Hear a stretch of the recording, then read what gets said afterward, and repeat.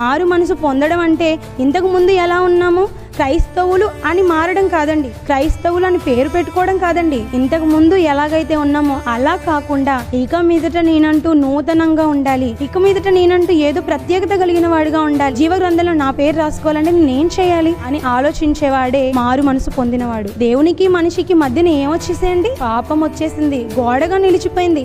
ఈ పాపం వల్ల దేవుడు మనిషికి కనబడకుండా పోయాడు. అదే ఒకవేళ నీ అంతటా నువ్వే పాపాన్ని ఒప్పుకొని దేవుని దగ్గరికి రాగలిగితే, దేవుని వైపు తిరగగలిగితే దేవుడిని నీతిమంతుడిగా తీరుస్తాడు. మారు మనసు పొందావంటే మారు మనసుకు తగిన క్రియ చేయమంటున్నాడు. దేవుడికి కావాల్సింది ప్రేమిస్తున్నానని చెప్పడం కాదండి, దేవుడికి కావాల్సింది నేను మారు మనసు పొందాను, నేను మారిపోయాను, నీకోసం నిన్ను మార్పు చెందాను తండ్రి అని చెప్పడం కాదండి. దేవుడు ఎప్పుడు కూడా మాటను లెక్క చేసేవాడు కాదండి. మాట ఎవరైనా ఇవ్వగలరు, కానీ ఆ మాటను చేస్తున్నప్పుడు మనిషి పడే ప్రయాసం లేదా శ్రమ ఎంతో గొప్పది. దేవుడు దాన్నే చూస్తాడు. ఎందుకంటే దేవుడు కూడా కష్టజీవండి, దేవుడు కూడా శ్రమించేవాడండి. దేవుడు మన కోసం ఈ విశ్వాన్ని 6 దినాలు 6 మహావిశ్వ దినాలు కష్టించి శ్రమపడి మన కొరకు అవన్నీ చేశాడు. అలాంటి దేవుడికి మనం కష్టపడే వారంగా ఉంటేనే ఇష్టం. మారు మనసుకు తగిన క్రియలు చేయాలి. నేను మారిపోయానంటే కుదరదు, నేను మారిపోయిన మాటలతో చెప్తే కుదరదు. నువ్వు మారు మనసుకు తగినట్టుగా ప్రవర్తించాలి, క్రియలు చేయాలి. దేవుడి దగ్గరికి రావడానికి దేవుడు ఎంత అవకాశాన్ని ఇస్తున్నాడు. మరి ఇన్ని మాటలు వింటున్న మీరు దేవునిలో ఇంకా ముందుకు సాగాలే గాని మీ విశ్వాసాన్ని ఏ రోజైతే మీరు దేవునిలోనికి వచ్చారో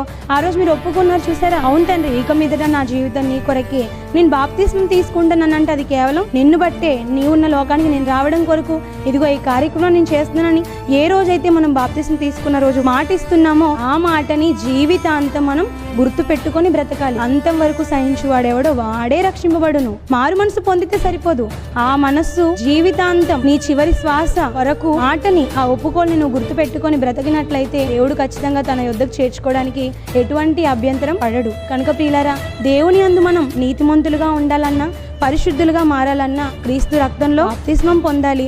బాప్తిస్మం పొందాలంటే మనస్సు మార్చుకోవాలి. మనస్సు మార్చుకోవడం అంటే మనం చేసే పాపాలను విడిచిపెట్టి మన గురించి మనం కాక దేవుడి కోసం మారాలి.